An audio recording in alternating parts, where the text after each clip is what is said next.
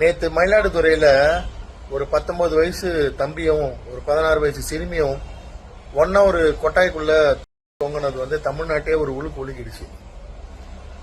ரொம்ப வருத்தத்துக்குரிய விஷயம். ஆனா இது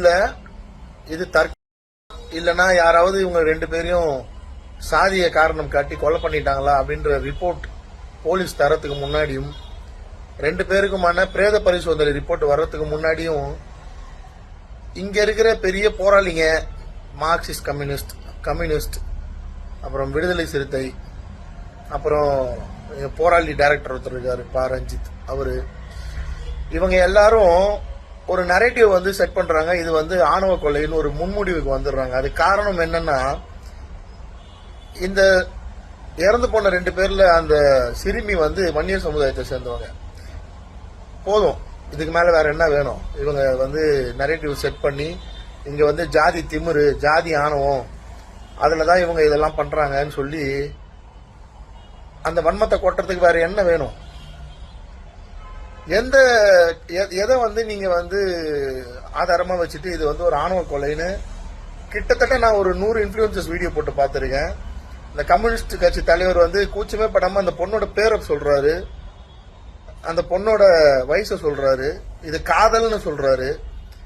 போக்சோன்னு ஒரு சட்டம் இருக்கிறது இவங்களுக்கு எல்லாம் தெரியுமா தெரியாதா? என்ன தைரியம் இவங்களுக்கு எல்லாம்? ஒரு 16 வயசு சிறுமி ஒரு பையன் கூட பழகிறதுக்கு பேர் காதல்னு சொல்றதும் இல்ல. பெத்தவங்க என்ன பண்ணணும்னு நினைக்கிறாங்கன்னு புரியல. இதுல விளங்கவே மாட்டேங்குது. பெத்தவங்க 15-14 வயசுலயே 3 வருஷம் காதல்னு சொல்லி அந்த பையனோட பெத்தவங்க பேட்டி கொடுக்குறாங்க. பொண்ணுக்கு 16 வயசுனா 13 வயசுல இருந்தே ஒரு பையன் கூட பழக ஆரம்பிச்சுட்டா வீட்டுல பெத்தவங்க போமா டெய்லி போய் லவ் பண்ணிட்டு வா, இந்த பாக்கெட் மணி அப்படி கொடுக்கணும்னு நினைக்கிறாங்களா? இல்ல இது தப்பு, படிக்கிற வயசுல படி, 18 வயசுக்கு அப்புறம் தான் நீ கல்யாணம் பண்ணினா அந்த பையனுக்கு 21 வயசு ஆகணும், அது வரைக்கும் படி, கல்லூரி உன்னை கஷ்டப்பட்டு சேர்த்திருக்கோம், விவசாய வேலை பார்த்துன்னு சொல்றது சரியா? இல்ல என்ன பண்ணணும்னு நினைக்குது இந்த சமுதாயம்? ஏன் இந்த இது வன்னியர் சமுதாயத்துக்கு மட்டும் இல்ல, இந்த பிற்படுத்தப்பட்ட சமுதாயத்துல எந்த சமூகம் இந்த மாதிரி 18 வயசுக்குள்ள இருக்க பொண்ணும் படிக்கிற வயசுல காதல் வரப்ப அந்த பெற்றோர் அதை எதிர்த்து பேசினா அது ஒரு சாதிய கூட்டுக்குள்ள கொண்டு போயிட்டு இவ்வளவு வன்மத்தை கக்கிறது எதனாலும் புரியல. என்ன உங்களுக்கு இதுல கிடைச்சிருது? நீங்க எல்லாம் பாவப்பட்டவங்க, நீங்க எல்லாம் ரொம்ப புனிதமானவங்கன்னு சொல்லி இதுல பேசிக்கிறீங்களா? இல்ல என்ன கிடைக்கல உங்களுக்கு? என்ன பிரச்சனை நடக்குது? இங்க யாரு ஜாதி பார்த்து எல்லா விஷயத்தையும் ஜாதி பார்த்து பாக்குறாங்க? நேற்று தெளிவா அந்த பொண்ணோட ரிப்போர்ட் இது தற்கொலை தான் அப்படின்னு வந்துருச்சு. இப்ப ஆணவ கொலை சொன்ன அத்தனை பேரையும் இந்த தமிழக அரசு கைது செய்யுமா? 16 வயசு பொண்ணோட அடையாளத்தை அந்த பொண்ணோட பேரு போட்டோ வெளியிட்ட அந்த இன்ஃபுளுசர்ஸ் எல்லாரையும் கைது செய்யுமா? பல்ல இழிச்சுன்னு பேட்டி கொடுத்த அந்த கம்யூனிஸ்ட் தலைவர், அந்த விடுதலை சிறுத்தையில் இருக்கிறவங்க எல்லாரும் அந்த பொண்ணோட பேரு, அந்த பொண்ணோட அடையாளத்தை வெளியிட்டவங்க எல்லாரையும் கைது செய்யுமா? போக்சோன்னு ஒரு சட்டம் எதுக்கு இருக்கு? சரி, எங்களுக்குன்னு பேசுறதுக்கு யாரும் இல்ல, எந்த அமைப்பும் இல்ல, எந்த சங்கமும் இல்ல. அப்படி ஒருவேளை பேச வந்தா ஜாதி வெறியன்ற அடையாளத்தை அடிப்பீங்க. அப்படி ஒருவேளை ஒரு கட்சி பேச வந்தா அது ஜாதி கட்சின்ற அடையாளத்தை முத்திர குத்துவீங்க. இதெல்லாம் காலகாலமா நடந்துட்டு இருக்கு, பார்த்துட்டு தான் இருக்கும். இப்போ அந்த பையனோட வீட்டுல இருக்கிறவங்க எல்லாம் சேர்ந்து இந்த பொண்ணோட வீட்டை இடிச்சு அடிச்சு உடைச்சிட்டீங்க. அந்த பொண்ணோட அப்பாவையும் அடிச்சு காயப்படுத்திட்டீங்க. பொண்ணோட சொந்தக்கார ஒரு பையனுக்கு அடிச்சு தலையில தையல் போற அளவுக்கு ஹாஸ்பிட்டல் அட்மிட் பண்ற அளவுக்கு கொண்டு போயிட்டீங்க. இப்ப தற்கொலைன்னு வந்துருச்சுல. பெற்றோர்கள் கண்டிச்சது தப்பா? பெற்றோர்கள் கண்டிச்சதெல்லாம் அவங்க தற்கொலை பண்ணா பெற்றோர்கள் அது என்ன பண்ணணும்னு நினைக்கிறீங்க? புரியல சார். ஒண்ணு மட்டும் நான் எல்லார்கிட்டையும் சொல்லிக்கிறேன். இந்த பிற்படுத்த சமுதாயத்தோட சேர்ந்த மக்கள் ஒரு பெண் பிள்ளைய பெத்து வளர்த்து அதை கட்டி கொடுக்கறதுக்குள்ள அவங்க படுற பாடு நிச்சயமா அது வெளியே சொல்லவே முடியாது. அவ்வளவு கஷ்டமான விஷயம். அதுவும் இப்ப தமிழ்நாட்டுல ரொம்ப ரொம்ப சிக்கலான விஷயம். இந்த சோசியல் நெட்வொர்க் இவ்வளவு தூரம் வைரல் ஆனதுக்கு அப்புறம் ஒரு பொம்பளை பிள்ளைய வளர்கிறது. தயவு செஞ்சு இதை இந்த பொதுமக்கள் எல்லாம் புரிஞ்சுக்கணும். இவங்க சொல்ற மாதிரியான சாதி வெறியோ சாதிய காரணம் காட்டி நீ கல்யாணம் பண்ணக்கூடாது, காதலிக்க கூடாது சொல்றதெல்லாம் சத்தியமா கிடையாது. ஒரு பொண்ணை படிச்சு முடிக்கிற வரைக்கும் அமைதியா விடுங்க தயவு செஞ்சு. அந்த பையனுக்கு அந்த பொண்ணு மேல ஆசை வந்துருச்சுன்னா, காதல் வந்துருச்சுன்னா, நீங்க போய் ஒரு நல்ல வேலைக்கு போயிட்டு நல்லா செட்டில் ஆகிற வரைக்கும் கொஞ்சம் பொறுமையா இருந்து அதுக்கப்புறம் பொண்ணு கேட்டு கல்யாணம் பண்ணிக்கோங்க. நீங்க வந்து ஒண்ணுமே இல்லாம உங்களே காப்பாத்திக்க முடியாது. அப்ப நீ போய் பொண்ணு வீட்டுல 16 வயசுல 15 வயசுல 17 வயசுல கரெக்டா 18 வயசு முடிஞ்சு அடுத்த நாள் இழுத்துட்டு ஓட்டினா எந்த பெத்தம் ஒத்துப்பான் தன்னோட பொண்ணு கஷ்டப்படுறத பாக்க? இந்த போராளிங்கெல்லாம் உங்க வீட்டுல பொம்பளை பிள்ளையே இல்லையா? உங்க வீட்டுல பொம்பளை பிள்ளைங்களுக்கு நடந்தா இதே மாதிரிதான் 16 வயசுல போயிட்டு வாமா நல்லபடி அப்படின்னு சொல்லி அனுப்புவீங்களா? கொஞ்சம் மனசாட்சியோட போராடுங்க. ஜாதியை பார்த்து உங்களோட வன்மத்தை கொட்டாதீங்க. இதுக்கு முன்னாடி சிதம்பரம்ல ஒரு சம்பவம் நடந்தது. அதுக்கு முன்னாடி இதே மாதிரி அந்த ஊர் பேர் மறந்துட்டேன், இதே மாதிரி இன்னொரு சம்பவம் நடந்தது. அதனால இந்த பிற்படுத்தப்பட்ட சாதிகள் சம்மதம்ன்றதால இந்த போராளிங்க எல்லாம் வாயில அசிங்கமா வருது. என்ன என்ன என்ன பண்ணிருந்தீங்க? அப்ப நீங்க போய் போராடி ஆணவ கொலைக்கு எதிராக சட்டத்தை எழுதுங்க, என்ன வேணா பண்ணுங்க. இந்த பெற்றோர்கள் இந்த மக்கள் தெரிய போறது இல்லை, அவங்களுக்கு இந்த புரிதல் வரப்போறதும் இல்லை, இவங்களை யாரும் காப்பாற்ற போறதும் இல்லை. இந்த ஓட்டுக்காக இந்த அந்த அரசியலை பண்ணி ஒரு குறிப்பிட்ட அமைப்பினர் குறிப்பிட்ட கட்சியினர் நாங்கள் சாதியை ஒழிக்கிறோம் சொல்லி அவங்களோட சாதியை காப்பாத்திக்கிட்டு இந்த மற்ற மக்கள் எல்லாம் ஜாதி வெறின்ற கூட்டுக்குள்ள அடைச்சி ஒரு பிம்பத்தை உருவாக்கி அவங்க நிம்மதியை கெடுத்து என்னதான் நடக்க போகுது, என்ன மாறப்போகுது தெரியல. முடிஞ்சா தமிழக அரசு இதை காதல்னு சொல்லி மென்ஷன் பண்ணவங்க அத்தனை பேரையும், அந்த சிறுமியோட அடையாளங்களை வெளியிட்டு அத்தனை பேரையும் மேலேயும் கேஸை ஃபைல் பண்ணுங்க. அப்பதான் இந்த போக்சோ சட்டத்துக்கு உயிர் இருக்குன்னு அர்த்தம். நன்றி.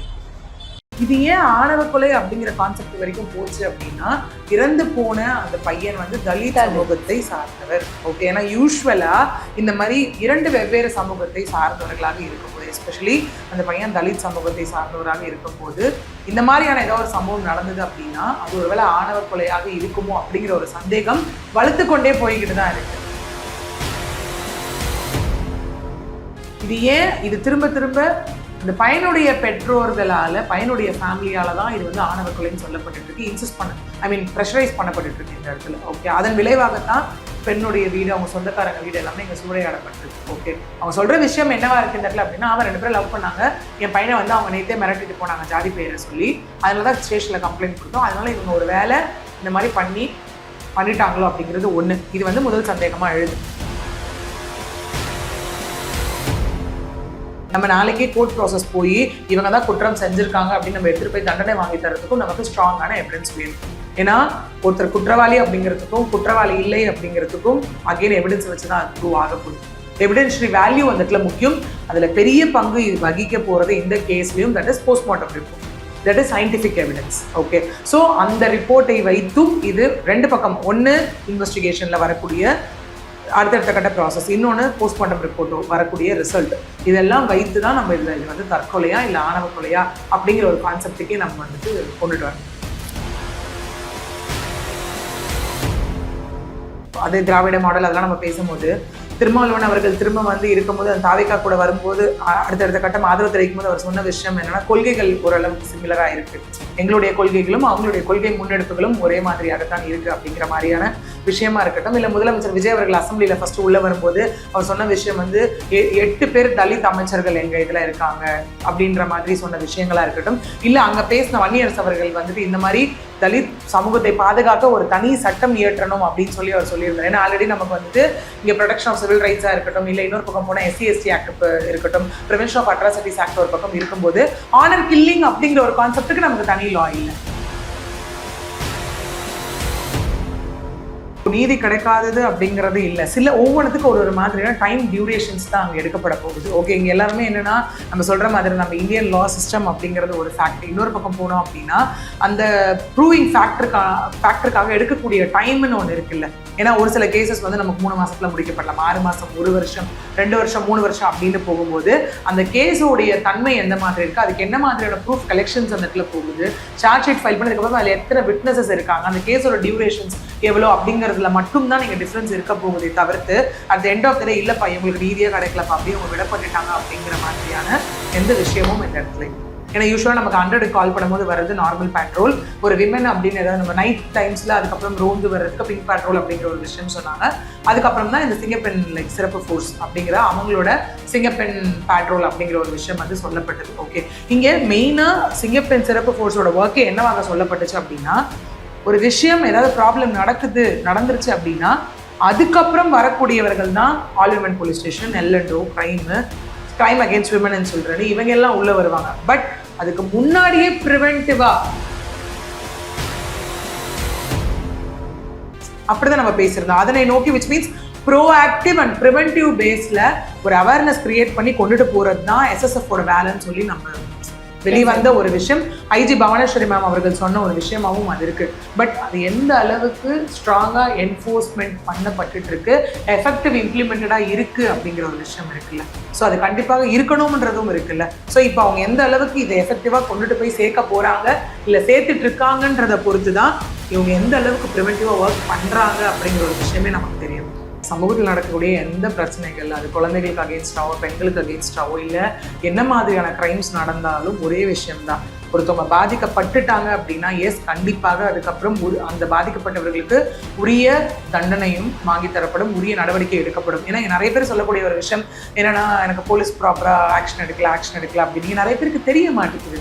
போலீஸ் உங்களுக்கு ப்ராப்பரா போய் ஒரு கம்ப்ளைண்ட் கொடுக்குறீங்க இல்லையா, ரொம்ப எமர்ஜென்சி கம்ப்ளைண்ட் எடுக்கல, இமீடியட்டா ஹையர் அஃபிஷியலை பாருங்க இல்லையா, நீங்க போய் ஒரு கமிஷனர் ஆஃபீஸ்ல கம்ப்ளைண்ட் கொடுக்குறீங்க, அது ஒரு கரண்ட் பேப்பர் இல்லையா, இமீடியட்டா அது ரிமைண்டர் கம்ப்ளைண்ட் கொடுங்க.